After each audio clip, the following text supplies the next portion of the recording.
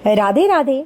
तो नवरात्र के समय मैं अपनी माँ का आज श्रृंगार करने जा रही हूँ और ये वीडियो थोड़ा देर से पोस्ट हो पा रहा है क्योंकि कल इतना ज़्यादा काम कन्या भोजन वगैरह बहुत सारा कुछ रहता है तो मैं कर नहीं पाई। तो आप देखिए कि मैंने कैसे किया था अपनी माता का श्रृंगार। तो और नौवीं शक्ति जो कि सिद्धिदात्री हैं उनकी हम लोग कथा भी सुनेंगे। तो माँ दुर्गा जी की नौवीं शक्ति का नाम सिद्धिदात्री है। ये सभी प्रकार के सिद्धियों को देने वाली हैं। नवरात्रि पूजन के 9वें दिन इनकी उपासना की जाती है। इस दिन शास्त्रीय विधि विधान और पूर्ण निष्ठा के साथ साधना करने वाले साधक को सभी सिद्धियों की प्राप्ति हो जाती है।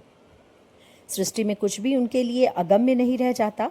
ब्रह्मांड पर पूर्ण विजय प्राप्त करने की सामर्थ्य इनमें आ जाती है। मार्कंडेय पुराण के अनुसार अनिमा, महिमा, गरिमा, लधिमा, प्राप्ति, प्राकाम्य, ईशित्व, वशित्व और ये 8 सिद्धियां जो हैं वो ये सारी सिद्धियां मानी जाती हैं। ये श्री कृष्ण जन्म खंड में यह संख्या 18 बताई जाती है। ब्रह्मा वैवर्त पुराण में जो कृष्ण जन्म खंड है उसमें यह संख्या 18 बताई जाती है। इनके नाम है अनिमा, लधिमा, प्राप्ति, प्राकम्य, महिमा, ईश्वित्व, वाशित्व, सर्वकामा वसायिता, सर्वज्ञत्व, दुर्श्रवण, परकाय प्रवेशन, वाक् सिद्धि, कल्प वृक्षत्व, सृष्टि संहार करण सामर्थ्य, अमरत्व, सर्व न्यायकत्व, भावना सिद्धि। तो माँ सिद्धिदात्री भक्तों और साधकों को ये सभी सिद्धियाँ प्रदान करने में समर्थ हैं। देवी पुराण के अनुसार भगवान शिव ने इनकी कृपा से ही इन सिद्धियों को प्राप्त किया था। इनकी अनुकंपा से ही भगवान शिव की आधा जो उनका शरीर था वह देवी का हो गया था। इसी कारण वे लोक में अर्धनारीश्वर के नाम से भी प्रसिद्ध हुए थे। माँ सिद्धिदात्री 4 भुजाओं वाली हैं। इनका वाहन सिंह है। ये कमल पुष्प पर आसीन है और इनकी दाहिनी तरफ के नीचे वाले हाथ में कमल पुष्प है। प्रत्येक मनुष्य का यह कर्तव्य है कि वह माँ सिद्धिदात्री की कृपा प्राप्त करने का निरंतर प्रयत्न करे, उनकी आराधना की ओर अग्रसर हो। इनकी कृपा से अनंत दुख रूप संसार से निर्लिप्त रहकर सारे सुखों का भोग प्राप्त करता हुआ वह मोक्ष को प्राप्त कर सकता है। 9 दुर्गाओं में सिद्धिदात्री अंतिम है। अन्य 8 दुर्गाओं की पूजा उपासना शास्त्रीय विधि विधान के अनुसार करते हुए भक्त दुर्गा पूजा के 9वें दिन इनकी उपासना में प्रवृत्त होते हैं। इन सिद्धिदात्री माँ की उपासना पूर्ण कर लेने के बाद भक्तों और साधकों को लौकिक, परलौकिक और सभी प्रकार की कामनाओं की पूर्ति हो जाती है। सिद्धिदात्री माँ के कृपा पात्र भक्त के भीतर कोई ऐसी कामना शेष बचती ही नहीं जिसे वह पूर्ण करना चाहे। वह सभी सांसारिक इच्छाओं, आवश्यकताओं और स्पृहाओं से ऊपर उठकर मानसिक रूप से माँ भगवती के दिव्य लोकों में विचरण करता हुआ उनके कृपा रस पीयूष का निरंतर पान करता हुआ विषय भोग शून्य हो जाता है। माँ भगवती का परम सानिध्य ही उसका सर्वस्व हो जाता है। इस परम पद को पाने के बाद उसे अन्य किसी भी वस्तु की आवश्यकता नहीं रह जाती। माँ के चरणों का यह सानिध्य प्राप्त करने के लिए हमें निरंतर नियमनिष्ठ रहकर उनकी उपासना करनी चाहिए। माँ भगवती का स्मरण, ध्यान, पूजन हमें इस संसार की असारता का बोध कराते हुए वास्तविक परम शांतिदायक अमृत पद की ओर ले जाने वाला है। इनकी आराधना से जातक को अनिमा, लधिमा, प्राप्ति, प्राकम्य, महिमा, ईशित्व, सर्व कामावसायिता, दूर श्रवण, पर कामा प्रवेश, वाक सिद्ध, अमरत्व, भावना सिद्धि आदि समस्त सिद्धियों, 9 निधियों की प्राप्ति होती है। आज के युग में इतना कठिन तप तो कोई नहीं कर सकता, लेकिन अपनी शक्ति अनुसार जप, तप, पूजा अर्चना कर कुछ तो माँ की कृपा का पात्र बनता ही है। प्रत्येक सर्वसाधारण के लिए आराधना योग्य यह श्लोक सरल और स्पष्ट है। माँ जगदम्बे की भक्ति पाने के लिए इसे कंठस्थ कर नवरात्रि के 9वीं के दिन इसका जप किया जाना चाहिए। या देवी सर्वभूतेषु माँ सिद्धिदात्री रूपेण संस्थिता नमस्तस्यै नमस्तस्यै नमस्तस्यै नमो नमः, जिसका अर्थ है हे माँ सर्वत्र विराजमान और माँ सिद्धिदात्री के रूप में प्रसिद्ध अम्बे, आपको मेरा बारंबार प्रणाम है, आपको मेरा बार बार प्रणाम है, या मैं आपको बारंबार प्रणाम करता हूँ। हे माँ मुझे अपनी कृपा का पात्र बनाओ। तो ये थी हमारी सिद्धिदात्री माँ की महिमा। तो हम लोग 9वें दिन सिद्धि माँ का व्रत करते हैं, पूजन करते हैं। तो और सिद्धिदात्री के लिए बस हम लोगों को जैसे सब कुछ हम लोगों को 18 चीज़ हम लोगों को प्राप्त होती है, तो केवल ये छोटा सा श्लोक जो कि या देवी सर्वभूतेषु सिद्धिदात्री रूपेण संस्थिता नमस्तस्यै नमस्तस्यै नमस्तस्यै नमो नमः ही है। तो इसको ज़रूर करना चाहिए। नवरात्रि में हवन करना भी बहुत ज़्यादा ज़रूरी है, तो उसके बारे में हम लोग जानते हैं। नवरात्र में नवमी के दिन हम लोग हवन करते हैं। नवरात्र में हवन करना मनोकामनाओं की पूर्ति, नकारात्मक ऊर्जा के नाश, पर्यावरण के शुद्धिकरण और देवी देवताओं तक आहुतियों को पहुंचाने के लिए ज़रूरी माना जाता है। इसे करने से माँ दुर्गा प्रसन्न होती है और सुख समृद्धि का आशीर्वाद मिलता है। यह नवरात्रि पूजा के समापन का एक महत्वपूर्ण अंग है, जिससे भक्तों की पूजा का संपूर्ण फल प्राप्त होता है।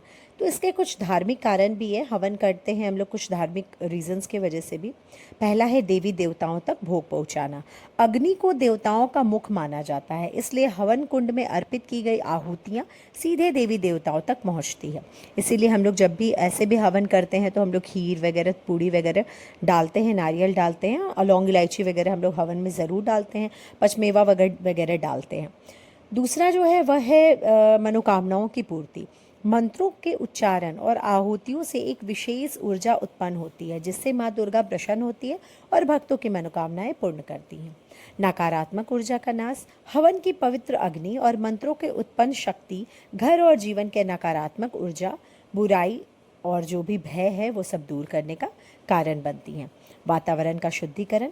हवन में सामग्री से निकलने वाला धुआं हानिकारक जीवाणुओं को नष्ट करता है और वातावरण को शुद्ध करता है, जिससे सकारात्मक ऊर्जा का संचार होता है। पूजा की पूर्णता। 9 दिन से जो हम लोग पूजा कर रहे हैं, नवरात्र के 9 दिनों की पूजा में हुई किसी भी भूल या त्रुटि के लिए हवन के माध्यम से देवी से क्षमा याचना की जाती है, जिससे पूजा का पूर्ण फल मिलता है। आध्यात्मिक और मानसिक शुद्धि। हवन आत्मिक शुद्धिकरण का भी एक साधन है, जो मानसिक शांति और ध्यान को प्रगाढ़ बनाता है। और ये हवन हम लोग कब करते हैं? आमतौर पर अष्टमी और नवमी तिथि को हवन करना अत्यंत शुभ माना जाता है। कुछ लोग महाअष्टमी के दिन हवन करके व्रत का पालन करते हैं, तो कुछ लोग नवमी के दिन हवन करते हैं, कन्याओं को भोजन कराते हैं और उसके बाद व्रत का पारण करते हैं। तो ये हो गई कि हम लोग नवरात्र में हवन करना कितना ज़रूरी है। नवरात्रि के बाद कलश विसर्जन की प्रक्रिया को कलश हिलाना कहते हैं। तो इसमें से जैसे कलश के जो जल हम लोग डालते हैं ना, कलश में जो हम लोग 9 दिन तक रखे हैं, उस कलश के जल को घर में छिड़कते हैं और उसके बाद कलश को नदी, जो भी बचा हुआ जल है या फिर केवल कलश भी अगर बचा है तो भी उसे नदी या तालाब में विसर्जित कर दिया जाता है। बहते पानी में विसर्जन करना ज़्यादा उचित माना जाता है। और जब विसर्जन किया जाता है तो कलश को थोड़ा सा हिलाया जाता है। और कलश विसर्जन की विधि के बारे में अगर पूछें, अगर आपके घर पंडित जी आते हैं तो सही है, और अगर नहीं आते हैं तो खुद से करना है। तो कलश पर रखा नारियल सबसे पहले उठाइए और सबसे पहले कलश के ऊपर जो नारियल है उसको उठा के प्रसाद के तौर पे जो हमारे घर के लोग हैं, अपने परिवार के लोग में बांट दें। फिर जो कलश में जल है उसको घर में पूरे घर में पत्तों से, आम के पल्लों से या फिर फूल के द्वारा पूरे परिवार के सदस्यों पर और घरों के दीवारों वगैरह पे सब जगह छिड़क दें। फिर जल जो बचा हुआ जल है उसको पेड़ में भी आप डाल सकते हैं, या फिर बहते हुए जल में प्रवाहित कर दें। ध्यान रखें कि तुलसी पेड़ में हम लोग ये नहीं डालते हैं, तुलसी पौधा में इस जल को नहीं डाला जाता है। विसर्जित करें। अंत में कलश का विसर्जन नदी या तालाब में कर दें। कलश में देवी देवताओं का वास माना जाता है और विसर्जन से पूजा पूरी होती है। विसर्जन की प्रक्रिया पूरे होने पर कलश को थोड़ा हिलाकर अगली बार के आगमन के लिए आमंत्रण दिया जाता है। तो ये थी हमारी नौ दुर्गा की पावन कथा, और कैसे कलश विसर्जन करते हैं और हम लोग कैसे उसका जल जो है चारों तरफ अपने घर में छिड़कते हैं और अपने परिवार के सदस्यों पे छिड़कते हैं। तो अब आता है दशहरा और विजयादशमी के बारे में हम लोग क्या जानते हैं, वो मैं आपसे शेयर करती हूँ। तो आश्विन माह के कृष्ण पक्ष की दशमी को माता दुर्गा ने महिषासुर का वध किया था और भगवान श्री राम ने दशानन रावण का वध किया था। यह अच्छाई की बुराई पर जीत का दिन था, इसलिए इस दिन दशहरा और विजयादशमी का पर्व मनाया जाता है। यानी इस दिन में आयुध पूजा के साथ साथ माता दुर्गा और श्री राम की पूजा होती है और रात को रावण दहन करने के बाद विजय उत्सव मनाया जाता है।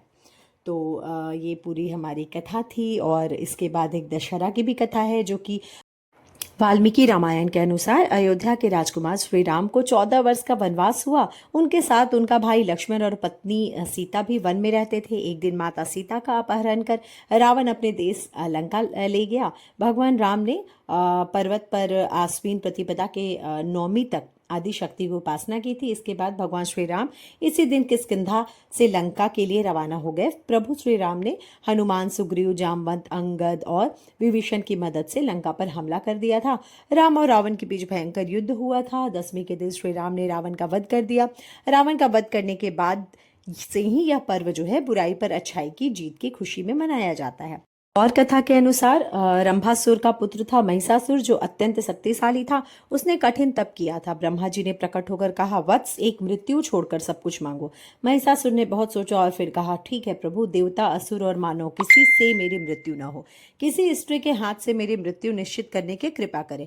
ब्रह्मा जी एवं अस्तु कहकर अपने लोक चले गए। वर प्राप्त करने के बाद उसने तीनों लोकों पर अपना अधिकार जमा लिया, त्रिलोकाधिपति बन गया। जब भगवान विष्णु ने सभी देवी देवताओं के साथ मिलकर सबकी आदि कारण भगवती महाशक्ति की आराधना की, सभी देवी देवताओं के शरीर से एक दिव्य तेज निकलकर एक परम सुंदरी स्त्री का रूप प्रकट हुआ है, और उसी स्त्री माँ दुर्गा के हाथ से उस महिषासुर का वध हुआ। बहुत बहुत दिन तक युद्ध चलने के बाद माता ने उसको देवी कात्यायनी के रूप में आकर एक एक हथियार सारे देवियों को देकर महिषासुर के साथ युद्ध किया और महिषासुर का वध कर दिया। तो इसी तरह से महिषासुर का वध एक देवी के हाथ से हुआ था, जो कि पूरा कहानी हमने 13वें अध्याय में पढ़ा। तो दुर्गा सप्तशती का 13वां अध्याय बहुत ही इंपॉर्टेंट है, आप लोग पढ़ा करिए।